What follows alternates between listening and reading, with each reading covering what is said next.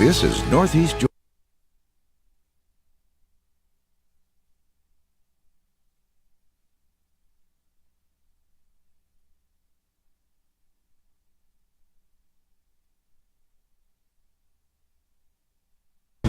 This is Northeast Georgia's only local source for TV news. From the Grady College of the University of Georgia, this is Grady Newsource.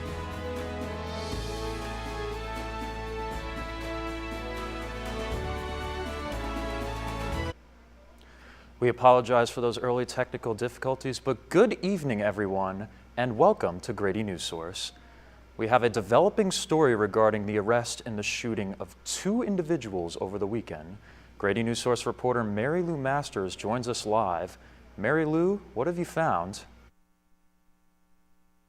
Michael, we got word today from Athens police that the 24-year-old suspect arrested in connection to the shooting is charged with 2 counts of aggravated assault and possession of a firearm during the commission of a crime. Now, police say that the incident occurred right here near the 200 block on West Clayton Street near Pulaski. Police were notified of a fight around 2 a.m. on Saturday morning. On their way to the scene, they were approached by a resident who claimed that there was a shooting near the same area. When police arrived on the scene, they discovered a 30-year-old male and a 22-year-old female who police say is a UGA student. Now, neither of them suffered any life-threatening injuries. We will continue to monitor the story and provide any information as it becomes available. Michael, back to you. Thank you, Mary Lou. With election season just around the corner, it's important to make sure you're ready to vote. Tomorrow is the last day for a person to register and be eligible to vote in the November general election and runoff election. Other important dates to look out for is October 17th, which is when absentee voting will begin for the November general election, and October 28th, which is the last day to submit an absentee ballot application. Now, I think it's safe to say that no one is a fan of 5 p.m. post-work traffic, and with the ongoing construction, Jackson County residents are no better off. Riley Roberts reports on the strain caused by the I-85 project. Jackson County has seen incredible growth in the past few years. The 2020 census showed a 3.8% increase in population and a 7% increase in employment in just a calendar year. Almost 20% of jobs in Jackson come from manufacturing and transportation of goods. To accommodate this, the Georgia Department of Transportation implemented a plan to expand I-85 from 2 lanes to 3. They say it will lead to more growth for the community and free up the road for faster travel times. But in the meantime, this has left much of the roadway bogged down with construction, and many of the commuters annoyed. It's still a mess. Trips that normally takes us maybe 30 minutes from point A to point B, we now spend an hour and a half. With all the construction, they have more wrecks on 85, so they detour a lot more, so it makes it a little harder to get in and out of our shop. The construction may be frustrating to the public, but it also highlights another key public issue. So staffing is the biggest challenge that I have right now. Jackson County Sheriff's Office typically employs 189 people. They are currently running 38 short, a 20% deficit. A growing interstate means more room, but also faster drivers to the veteran sheriff. But I do know that the majority of those accidents up there are speed related and people not being distracted and not paying attention. Until staffing levels return to normal, Magnum offers some words of advice to drivers. To be aware of your surroundings, be mindful while you're driving. It's not you that's the problem most of the time, it's somebody else. Riley Roberts, Grady Newsource. Today is Indigenous Peoples Day, a national holiday dedicated to cultures of indigenous communities across the nation. At home, a student group at the University of Georgia is hosting their own celebration. We now go live to Aubrey Granzo. Aubrey, can you tell us more about what's going on campus?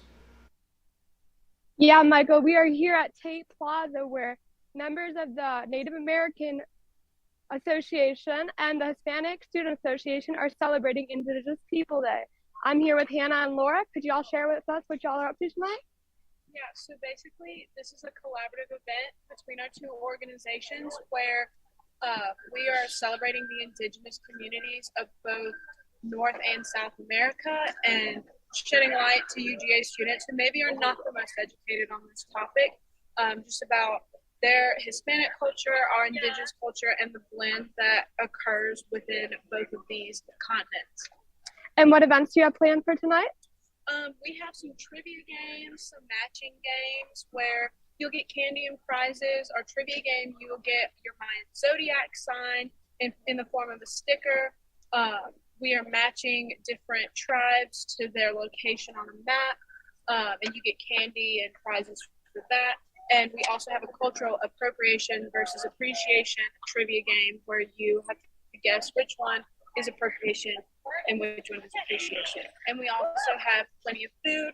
HSA has crickets for people to try, which is a traditional dish for a lot of Hispanic and South American Indigenous people, as well as our fry bread or Indian tacos that we will be serving. And I saw that you had some artifacts back here. Would you mind showing us that? Yeah. So basically, these are the crickets that we're going to There they are. And this is, I am not sure which Mayan zodiac this is, but this is one of the Mayan zodiacs that we will be giving out. It's similar to, this is another example of one that we will be giving out. Pretty cool. Yeah, and then I think one of HSA's members brought a molcajete, which is something that is used to make salsas and stuff. So, yeah. Thank y'all so much for chatting with us. Back to you, Michael. Thank you, Aubrey. Now coming up, the Athens-Clarke County Library may have closed their doors for a week, but now they're open again to check you out. More after the break. During high school, I hung with the wrong crowd and I never graduated. I helped Santiago in many different ways, like all fathers do, because he always wanted to go to college.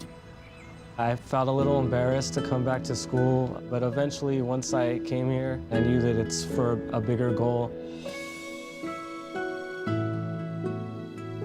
He was very dedicated, hardworking. He connected with his teachers, he connected with other students. That was one of the key reasons why he was able to keep forging ahead. It was amazing to see him graduate. This was one thing that meant so much to him, and of course, it meant so much to us too. With the help of my father and having my son, that was all the motivation that I needed. That support is everything. Find free adult education classes near you at finishyourdiploma.org. I think I finally found. Hey, how you doing? Hey, Mason. Hey, Mason. Got a new house. It's looking pretty cool so far.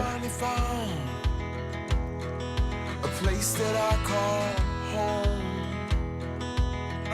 I'm teaching Louise how to cook some lasagna. It only takes a spark to make a fire start.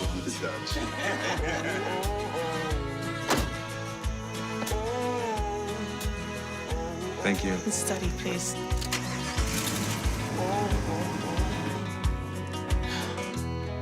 I think I finally found a place to make my own. A place that I call home. This place that I call home. The Athens-Clarke County Library has reopened its doors with a book sale today and tomorrow. Here's Grady Newsource reporter Aria Circa with more on how to get a deal on your books. After closing their doors for a week due to a bedbug discovery, the Athens-Clarke County Library reopened this Sunday. The closing did affect the Friends of Library annual book sale. However, today the sale resumed, back into full swing. We're real excited to be open again, to be able to serve our patrons again. And of course, the friends are excited to be able to finish with the book sale. And hopefully the public is excited to not only come back into the library, but also to be able to shop for some really good book deals. This morning, the library is packed with people of all ages, filling brown paper bags with a variety of books. For $10 today and tomorrow, library goers can fill up an entire bag with books, games, CDs, and movies. All of the items found at this sale are donated by the Athens community. However, due to this closing, Carly Eaton, the Friends of the Library treasurer, says that this sale was not their typical annual book sale. Normally we would have finished up a week ago. We decided that it's just easier because we haven't had time to get the same number of volunteers to work the sale. We'll do 2 days of bag sales. Bye, thank you. Many visiting the book sale are regulars of the library and look forward to this event every year.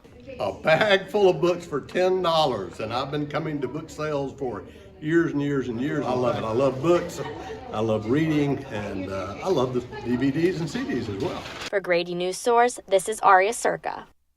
Madison County is defined by its rural look and appeal. However, the newest soil amendment put both the natural appearance and even smell at risk. James Rogers has more from Madison County.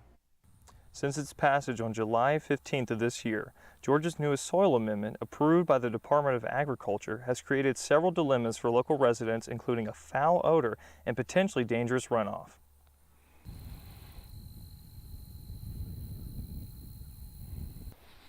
Since the amendment was passed, the liquid fertilizer is being allowed to be sprayed on farmland like this. And the fertilizer is a product of food processing operations. Although the fertilizer is rich in nitrates, which helps plants grow, there's little testing occurring to determine what is exactly being sprayed on plots of land like this. You know that editor for the Madison. And those especially concerned is the chairman of the Board of Commissioners in Madison County, Todd Higdon. Type of amendment that's really not a soil amendment, but it's been classified as one. And as far as I'm concerned, the reason it's classified as soil amendment is because soil amendments have the least amount of oversight. In the approved amendment, the Department of Agriculture removes some forms of regulation for industrial byproducts, allowing for little testing to occur prior to application on fields. Additionally, one of the largest issues with the new amendment actually comes from the areas in which the spraying can occur. And are these designated sites, or where is this? No, they can go anywhere. This has been James Rogers, Grady Newsource. Thank you, James. Coming up next, records were broken on and off the field for the Georgia Bulldogs this weekend. People do some pretty cool things in their 40s and 50s. Why should saving for retirement be any different? I mean, they go back to college, learn new instruments, start skateboarding. Okay, maybe that one's not for everybody, but saving for retirement is. With aceyourretirement.org, you can get on track with your retirement savings no matter your age. Just have a 3-minute chat with Avo, the friendly digital retirement coach from AARP. You'll get personalized recommendations based on your input that are easy to understand and work with your lifestyle. It's quick, easy, and free. Plus, it's sponsored by AARP, so you know they got your back. Woo-hoo. Gnarly move, Dad. Thanks, sweetie. So wherever you are in your retirement savings journey, head to aceyourretirement.org and start chatting with Avo today. That's aceyourretirement.org.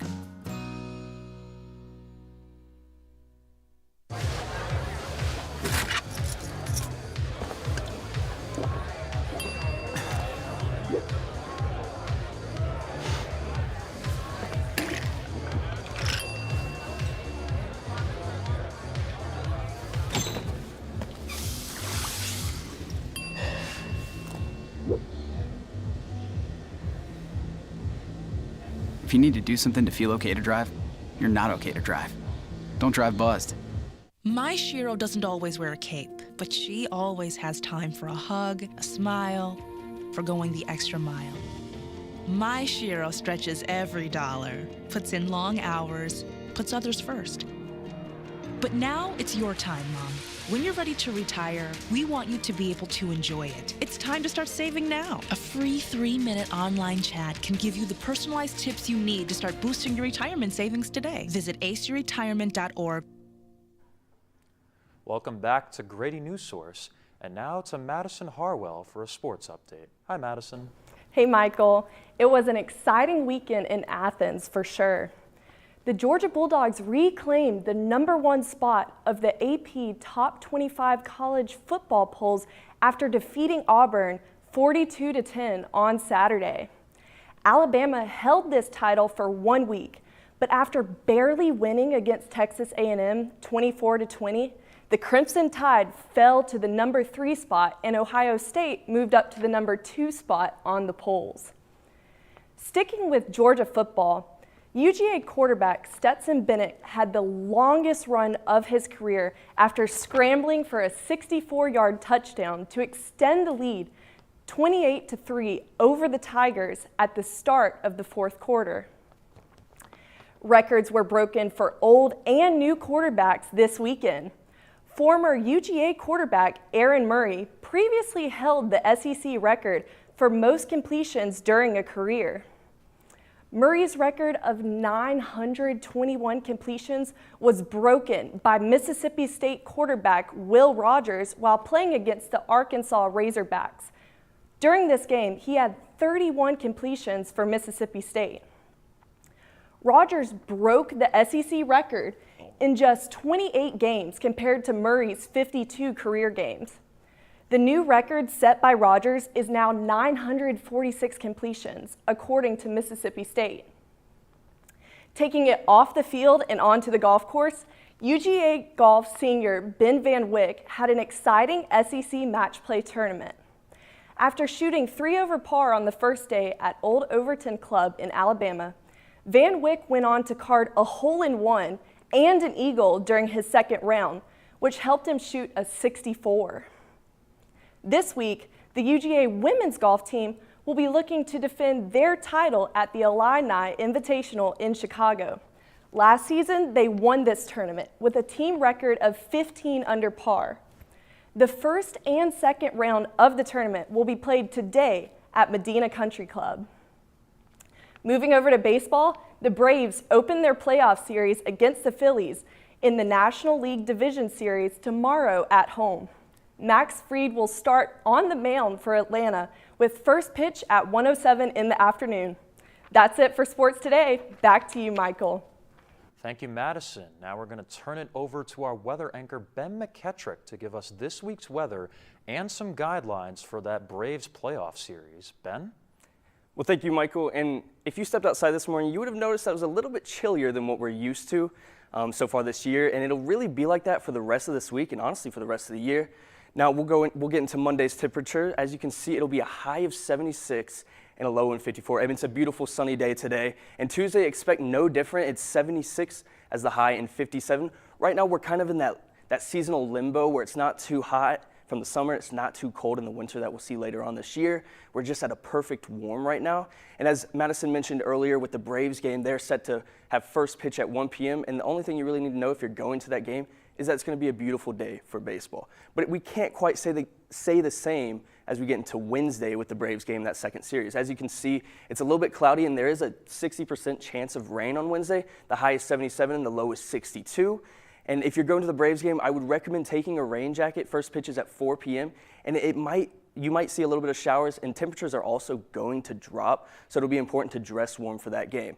Showers are also expected to continue into Thursday. The high is 79, so it is the hottest day of the week, but it will drop into the 40s on Thursday with a little bit of showers into the night, and it's about a 30% chance going into the day, but as we get into the night, it'll be clear skies.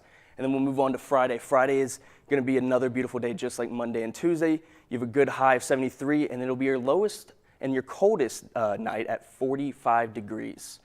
Now, I do want to mention it is important that with the drop in temperature, that also means a drop in pressure. That includes your tire pressure. So make sure you are checking your tires before driving. If your car gives you the signal, definitely take action, because the last thing you want with the temperature dropping is to be stranded in the cold, having to fix a flat tire. Other than that, take advantage of this week's beautiful weather. And while we remain, back to you, Michael. Thank you so much for that update, Ben. I'll be sure to check my tires after the show. Now, Jackson County has reopened its animal shelter. When we come back, we'll show you what has changed.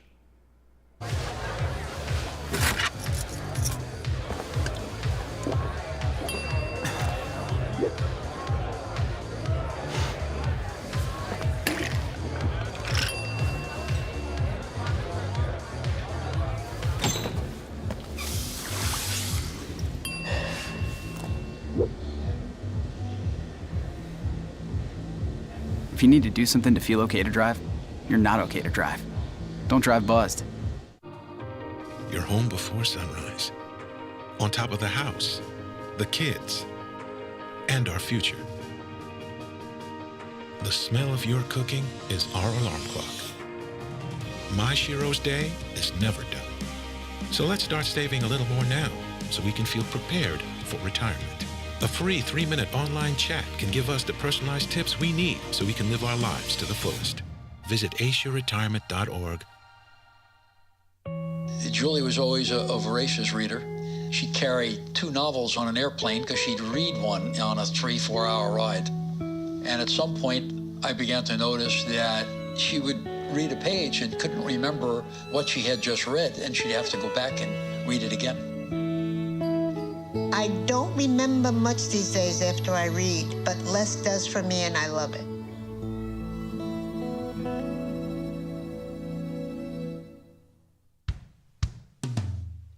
Hey world, I have a quick message. It's about safe driving. All right, let's go.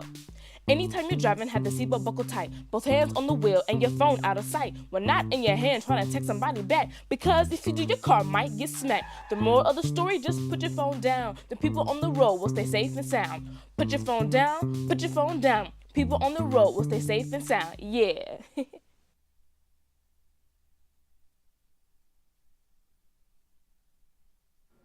Jackson County Animal Shelter has reopened with some renovations. Grady Newsource reporter Justin Nemitz breaks down how these additions will help furry friends find a new home. These healthy kittens are waiting to be adopted, and their temporary crate is one of the new additions to the Jackson County Animal Shelter. Thanks to Jefferson citizens and the Commission's $1.5 million budget, the center has a new waiting room with a storefront window to see cats in the shelter and a touchscreen to view rescues. In the main room, new insulation keeps temperature comfortable for dogs, as well as 2 quarantine rooms, fitted with their own ventilation system to prevent contamination. And in between these 2 sections, a room where people can meet rescues. Brad Richards has worked in Jackson County Animal Control for 16 years and says that the upgrade was necessary with Jackson County's rapid growth. You know, usually a household of 3 usually got 1 or 2 pets also. So when you bring new businesses in, new residential areas, more people comes into the county. That's one reason we had to add on, because I filled this place up in no time with what I had. These additions will help capacity as well. Jefferson resident Craig Potter was turned down by the shelter months ago when he found a stray dog. We called other counties and they basically said to us, if you have a dog in a different county, we can't take a dog outside your county and put it in our county shelter. So it's really neat to see the animal shelter here locally is actually expanding, because now they can probably house more dogs and take care of more animals. But this is just phase 1. Phase 2 will expand the back with more storage for food, kennels, exam and washrooms, as well as an outdoor area to help rescues assimilate with families. I tell everybody that comes and adopt, you know, I want you to adopt from me. I want you to have the best experience here you ever had. I recommend them bring their animals in, make sure they get along, make sure it's a perfect fit before they even adopt it, sir. Looking to get involved? Richard says to go to the website at the top of the screen and put in the zip code for Jackson County to see available rescues. For Grady Newsource, I'm Justin Nemitz. Today's Bulldog Bash marked the beginning of week-long festivities celebrating UGA's historic 100th anniversary homecoming. Grady Newsource reporter Harper Blankenship was on campus at Tate Plaza earlier today to get a sense of the energy ahead of this weekend. I'm standing here at Tate Plaza in the heart of UGA's campus as energy and excitement is starting to pick up ahead of UGA's 100th anniversary homecoming this weekend. UGA students had a blast, posing for pictures with Harry Dog, kicking field goals, tossing touchdowns, and even playing some cornhole. For some students, this was their first time experiencing homecoming week.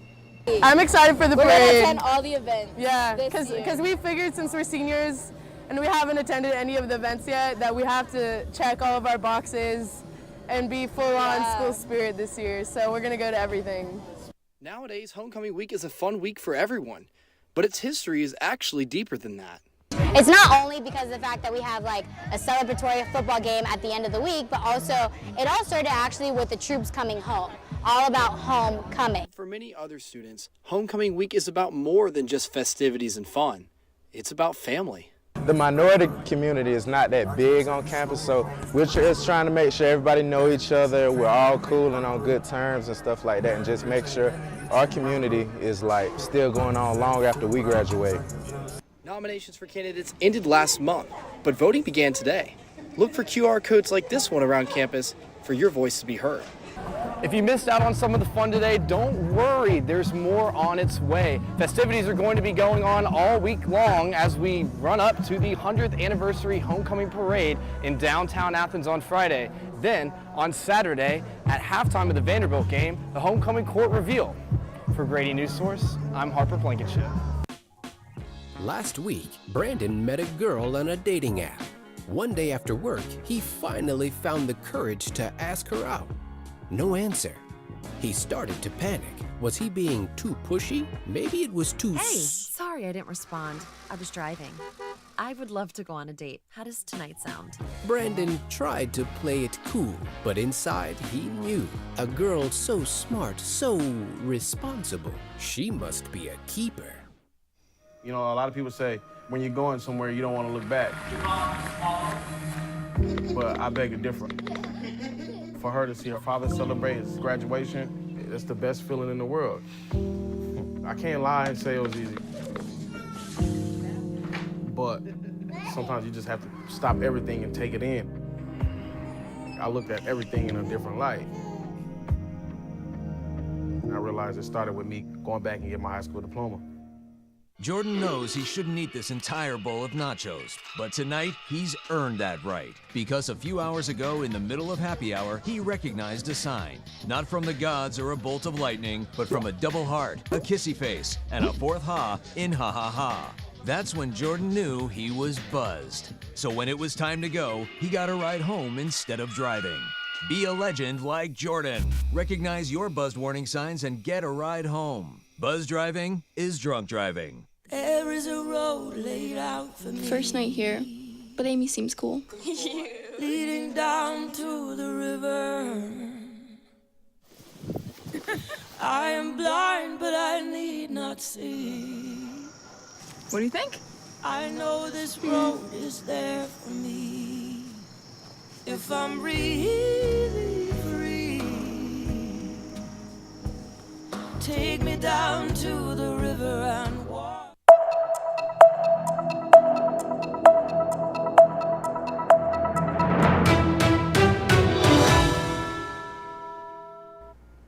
One in 3 women and 1 in 4 men in the United States have experienced some sort of physical violence by an intimate partner, according to the National Coalition Against Domestic Violence.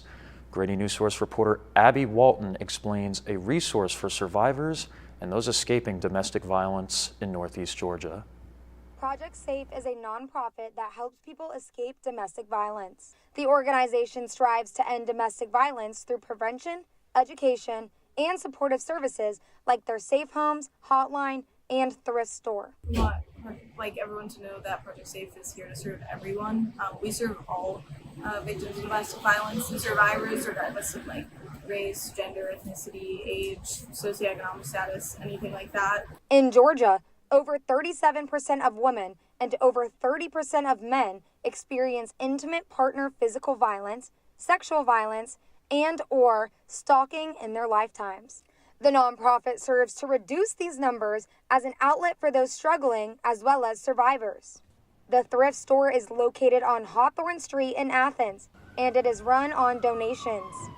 The Project SAFE thrift store has everything from jackets to t-shirts to wedding dresses. Project SAFE thrift store shopper Henrietta Tucker says she enjoys shopping for a great cause. Very helpful, and they have a good selection of things in here. 90 cents to every dollar is donated to Project SAFE. That includes housing, hotlines, counseling, and clothing. Some of those escaping domestic violence even get voucher cards to the thrift shop, allowing them to shop for free. In 2021, the shop accounted for 17% of Project SAFE's revenue, according to their annual report. Apart from the thrift store, the project's 24-hour hotline serves as a resource for those escaping abuse to call. In 2021, Project Safe received 2,393 hotline calls, 188 text line conversations, and 580 clients served in outreach. Well, the positive aspects would be helping those in need that assistance. I guess the negatives would be making sure that there's enough space and money to keep doing that program. My biggest challenge is probably just getting the word out, because I know a lot of people know of Project Safe, but they don't really know where we're located or like our hours or that we serve everyone. So I think just getting the word out about Project Safe has been tough, but it's been worth it. Helping combat domestic abuse, one phone call, thrift sale, and event at a time. Abby Walton, Grady Newsource. Abby Walton joins me in studio today. Now, real quick, Abby, how did organizations like Project Safe start? Well, Michael, Project Safe actually started here in Athens, Georgia in the late 70s, early 80s. And volunteers would actually take phone calls out of their own homes to help those escaping domestic violence as well as survivors. Now, they even offered up their own homes to house these survivors and them escaping. And since Project Safe has expanded greatly, adding a 24-hour hotline, safe homes, and even a thrift store where 90% of sales are actually given to these Project Safe housing projects. Well, thank you so much for joining me, Abby, and thank you all for listening to us. This has been Michael Doty for Grady Newsource. Have a good night.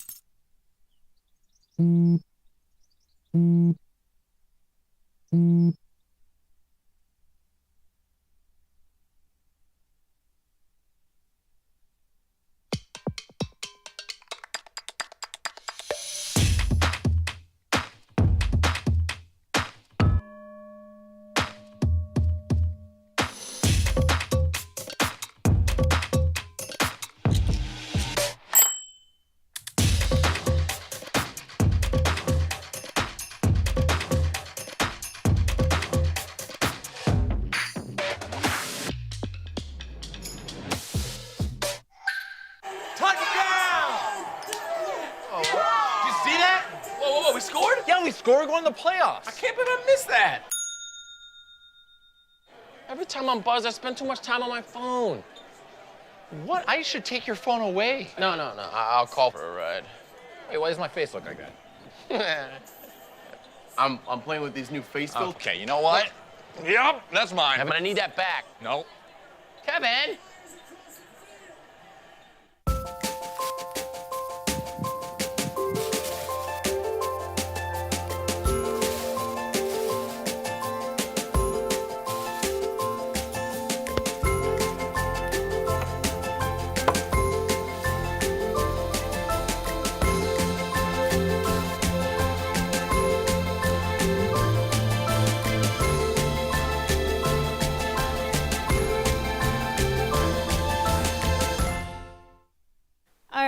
Hi guys, great job today. You guys had a really good show. We just had some little technical issues, some reminders.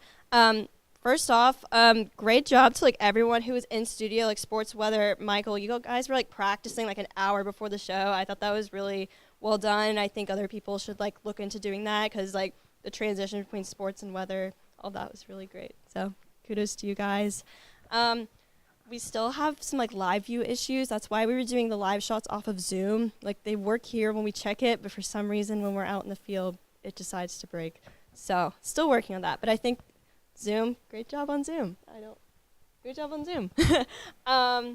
Yeah, just a reminder, make sure packages keep getting in. We try to have our rundown meetings at 4:30, and we're trying not to just print a ton of scripts and rundowns all the time. So just make sure those are in on time, and then the rundown is completely filled out, so we can just print one rundown, and I don't have to keep printing and giving them to volunteers. But yeah, that's all from me. Thank you guys.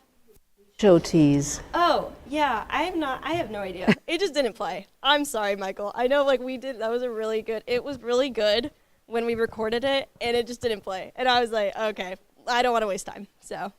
Yeah, but Michael recovered very well. Sorry, off the top, it's always like, oof, top of the show of all places. Yeah, I am not sure. Yeah, but it happens in everywhere. Blaming the technology on that. Yeah, yeah. Thank you guys. You did a great job. Again, this was a complex show and you pulled it off. I want to thank all of you. Today was a very hard day. I think it was our biggest challenge because we had so many people who were not with us today for various reasons. So we had Aubrey, who was our EP, become, our live shot. We had Donay, who was our digital producer, also help set up and conduct the live shot with Aubrey from Tate Plaza. So there were a lot of things. All the people you're looking at here did 2 roles today. And Ben, that was a wonderful live shot. For the first time, I saw somebody who was really ad-libbing weather. And did you guys notice the difference? I was jumping for joy. I mean, Sarah can tell you. I was like, yeah. And Maddie also. Maddie was reading, but she was spirited. She was pointing, and even at the end, she started even turning her body and really looking at the screen, So I just think that you guys nailed it. This was, I would think, I have to look at it again, but I think this was the best weather and sports, that the most animated, the most kind of genuine. And so maybe we should have you, Ben, doing double duty from now on. You really perform well when you do. But no, I'm joking. I'm just joking. Yes, I know. So I'm really, really grateful. This happens in the real world, and we had a very busy news day. There was a lot happening. All of you stepped in. There were some stories like Aria's story. Her A and B plans were not working, and she, managed to kind of get that bed bug reopening library story. And somehow Aubrey kept this going forever, so we ended up being heavy. When we were light, we started the show with 1.5 minutes, not enough content. But I was just going to say kudos to you guys. I have just one thing. Look at the live shot. I think it dragged a little bit. When people become long-winded like this, control the interview and just kind of interrupt politely and just kind of say, but I want to also ask you about this and point something or whatever. And that girl next to her, she never got a word in. She didn't have anything to mention on. Then she shouldn't be standing next to, because I know she was standing for moral support. She said we did try to but that's how it turned out. Yeah. And I did try to make it a little heavy, which I think it did drag out just because I knew we were. Yeah, you could have asked more questions, but I'm just nitpicking. Yeah. We did need extra, but I'll look at it again. But to me, as a viewer, I always have to move you forward, and so my advice would be to just kind of try to control the interview in a diplomatic way, just kind of interject. But again, you went there was nobody there, then they came up and they set up in 5 minutes, and you managed to get 2 people to talk to. So, well, 1.5, right? But it was impressive. I think this was the biggest challenge today, that we really, I think for the first time, we went somewhere where we didn't know how it was going to turn out, right? And you found this event that it was beginning at 5 o'clock. And you took, the risk, which wasn't easy, for you to just go there and go with the flow. And so this was excellent work, don't get me wrong. It was excellent work. And I'm really, really happy and proud of all of you, how much you were really a team and how much you helped each other out and kept working together. And stepping in and doing extra work, and you know, Arya got lucky, and Justin, he only had one source, and then he got this great guy who was, you know, he was so connected. Initially, you had one, you were on quick turn, and then you got this guy who had been turned down, and he could illustrate why this expansion and this new facility opening up was so exciting, and there was a reason for it. So yeah. Would you like to say something? I'm sorry, I'm talking too much, but I also want to hear from you, Aubrey, because this was something new. Can I give Aubrey first an opportunity, because I didn't give an opportunity to talk? See how, you know, speaking of long-winded people, you have to control me. Anyway, I'm joking. So what did you learn today? What do you want to share with everyone about this experience? Because it was a first. We hadn't really taken such a risk until today. So I was a little nervous about it being over Zoom. It did pretty easy for me and Danae to like conduct it, I think. I will say I did go heavy on it just because like I knew we were under, and they did have a lot of information. Like I was like, I wish I got this as a package, but I'm glad they ended up showing up because we got there and nobody was there until like a minute before. I know, Sarah was telling me nobody's there. Donae, do you want to add something? What did you learn? Because that had never happened before. Digital producer turned field producer. Yes. So with Zoom, which we had never used before. I think that it was kind of crazy that we weren't technically supposed to go from Zoom, because I don't really know what it looked like on this end, but on our side, it was like easy. It was easy to just set it up, easy to, you know, I guess like,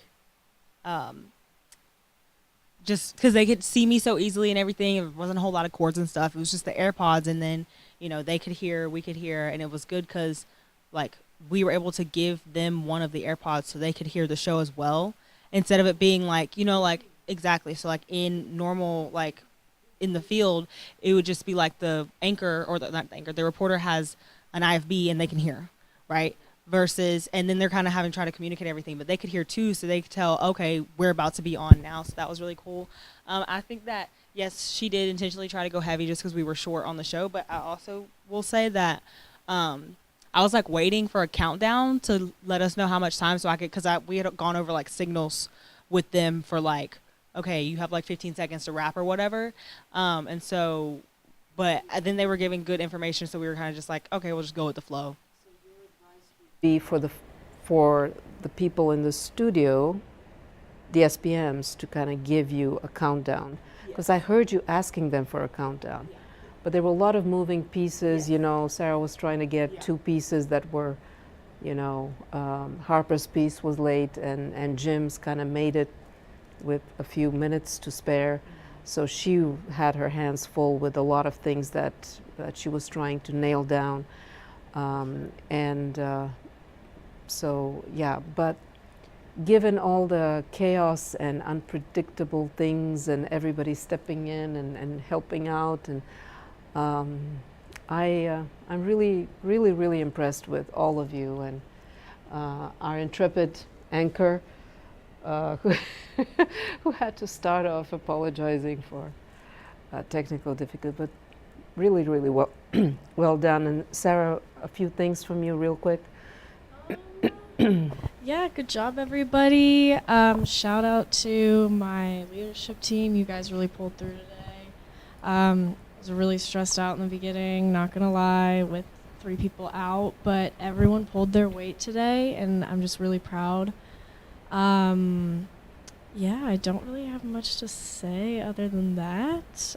It's definitely, being TV producer is pretty stressful, so just say, be prepared, have stories ready to go, ready to float, and just communicate with everybody. So those are my 2 big things I would tell people. Yeah, and just keep bugging them for stuff like I kept bugging you. It's like you still don't have enough content, and yeah, so you have to bug people. Yeah, especially when you don't have an EP to be the co-bugger. You know, people.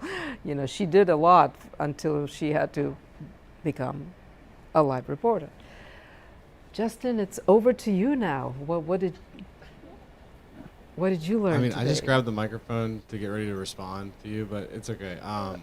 I guess just from what you were saying with like the man on the street, I got unlucky at first because the animal shelter, I was ready to get like multiple perspectives from the animal shelter, but a lot of the volunteer work is done by inmates, and so there's aspects of we can't show inmates. So just like I got lucky because that guy, he was like, I was sitting at a coffee stop, and like I was trying to get Donna some footage for like social media, and the coffee shop was closed. And I was just kind of sitting outside, and this dude walks up and he's like, "Oh, is it closed?" I was like, "Yeah, dude, I'm sorry." He's like, "Oh man, I was trying to get some coffee." I don't know how we started talking about it, but he ended up saying something about the shelter and how he tried to get a dog there, and they were over capacity. So I got really lucky today. To people. Yeah. I guess that's what you're trying to say. Yes. Or that's all. You're not going to disagree with me, right? No, I won't. But I like that. But Ned, thanks for sharing that. Yeah, I sure. think that's really important, that you never know. That's why I know I'm an introvert. It's hard talking to people, but when you talk to people, that's when you really get good things that you can show to people and add more to your story. So thank you for sharing that. Yeah. Harper, what happened with your... Yeah, a lot to learn from me today, a little bit of catastrophe. I had a lot of time on my hands. I think that's probably what got in my own way, is that I think that I had... You were a perfectionist.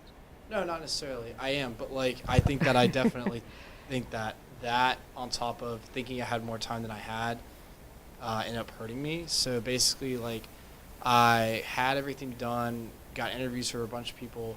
Because I had so much, I didn't realize how much I had to edit down and kind of sift through and figure out, okay, these thoughts are unusable, you can't hear them well enough, or they don't really add anything to what's going on, or this is kind of, a redundant thought or redundant point.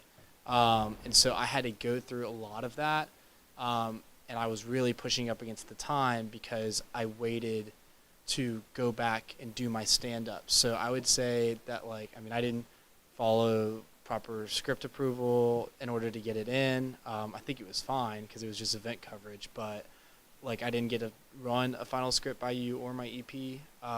So I would just say when covering an event like that, definitely go ahead and make time as soon as possible to go through and figure out what your thoughts are, and identify those right off the bat. Because at least for me, when I write scripts, I don't write around, or I pick my thoughts and I write around my people and like my stars and my packages. I don't try to write before that. There are some people that can do that, but for me, I never know what I'm going to get. So I think that's more difficult, and you end up going behind yourself. And don't let what they say, don't let the perfect be the enemy of the good. Yeah. Yeah, and just kind of quickly take mental notes when you hear some listen to the thoughts as you're talking to people, and you had some good sound bites, a variety of viewpoints. So I really like that.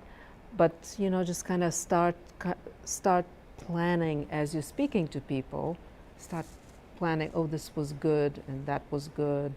Maybe take a note at, let's say, at what time you interviewed that person. So that'll help you with the time codes and really quickly scrub everything and get... So I just say, long story short, make time to edit and give yourself more time than you think you need. And if you're really running up close, I let Sarah know, but then she asked me later, 5 minutes till, and I didn't see it because honestly I was editing, but I should have just known to just go ahead and say, hey, float me, and then we might be able to come back to me later. I think she did it anyways, so it worked out fine, and I was able to get it in and get on the show, which is great. But just communicate that as a But thank you courtesy. for sharing that.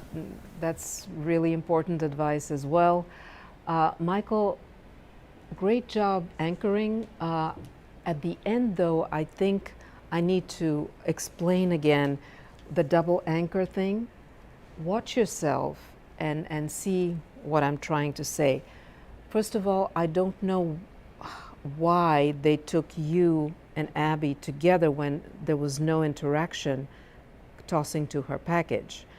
And so it looked like you did not even acknowledge her sitting next to you, but you probably didn't know that we were showing a two-shot of the two of you. So I don't know, did you tell them to just take Michael? No? Okay, so that's the producer needs to produce. That's really important when you have two anchors. So unless the two anchors are interacting, they do not appear together when you're tossing to the anchors package. They appear together when you're ready to acknowledge the person and start the Q&A. So guys, remember that if you don't remember anything from today. That's really important because it happened again once before, and I tried to explain it, but maybe I'll try to explain it more and keep reminding you guys more.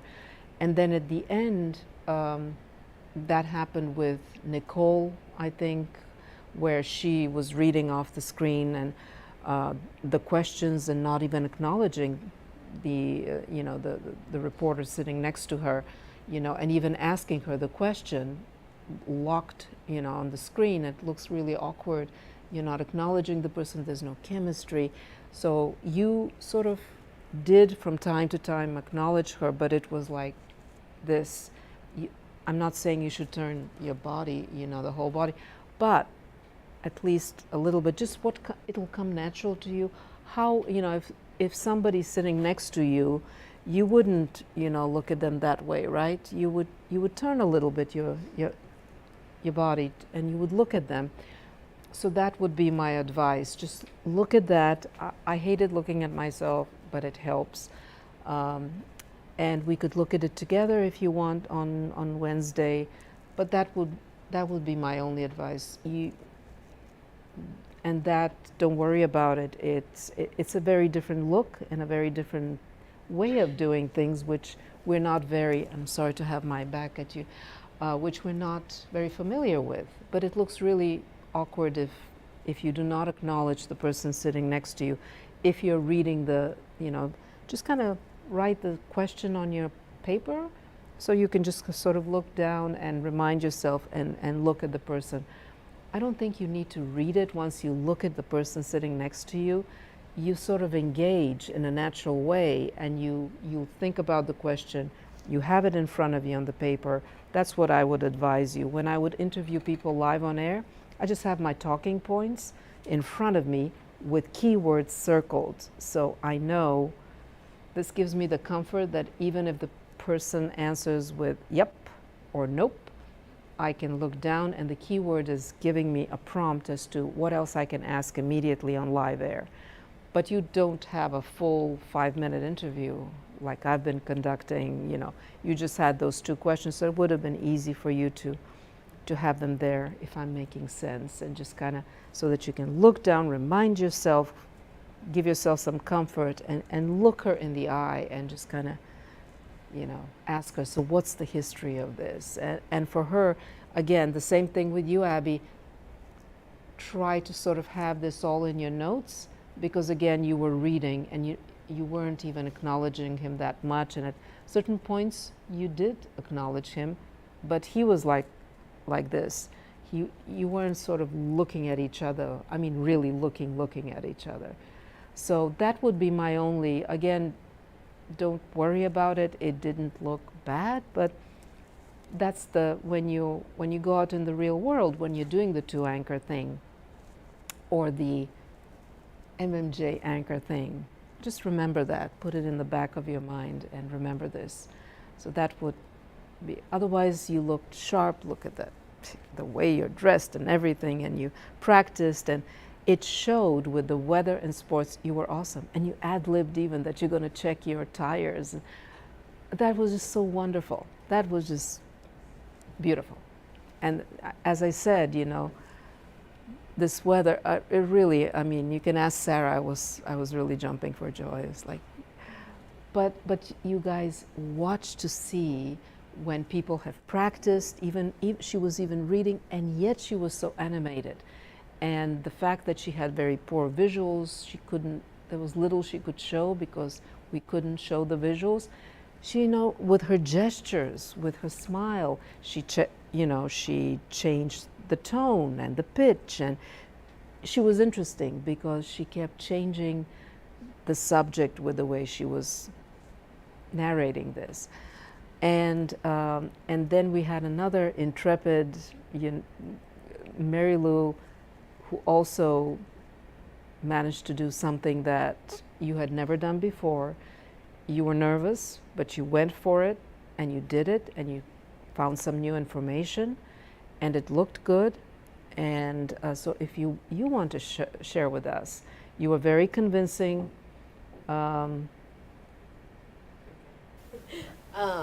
Yeah, I think it went fine. I was honestly not really nervous up until like right before Michael tossed to me, because kind of a lot went on like right there before, like everything was totally fine until right before I was on camera.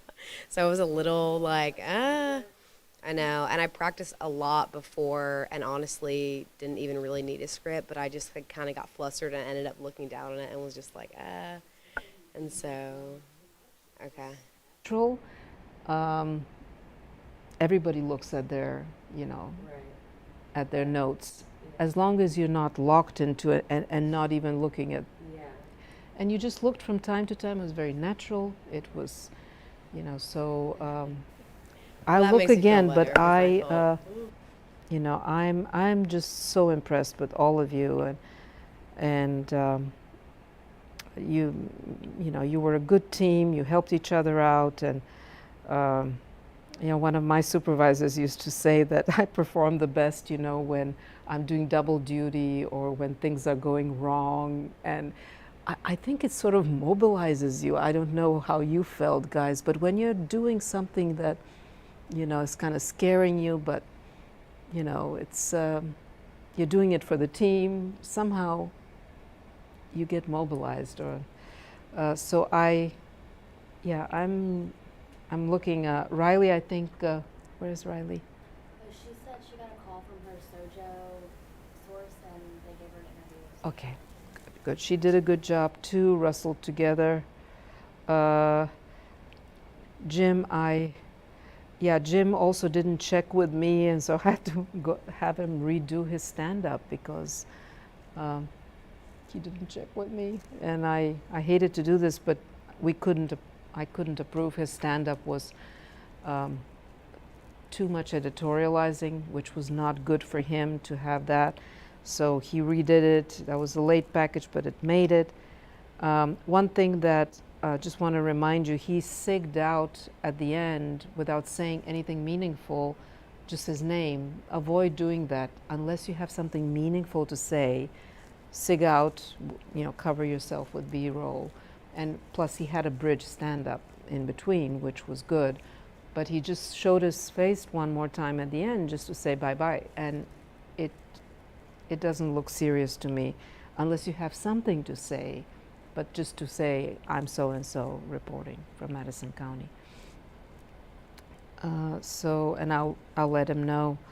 And what else?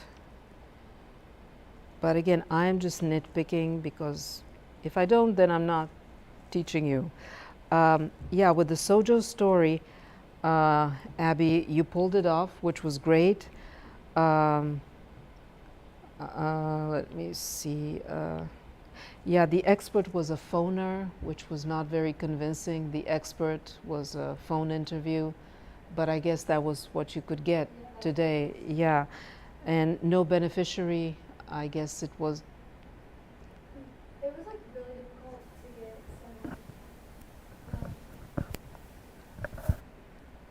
Getting a survivor / victim of domestic abuse was not easy, so I just tried to get around it, and I interviewed someone who was shopping at their store, and just decided to go with it. A workaround could have been to ask one of the volunteers, the organizers, to tell you about a case which, they helped somebody, and that sort of as an example of, through their eyes, and you could, if it was impossible for because it's very sensitive and they could not connect you with a beneficiary. Usually they do, they find someone for you, but you have to pre-plan. You have to plan in advance, give people enough time. So in the future, just a little bit, I know you went through many pitches, and this one was very worthy.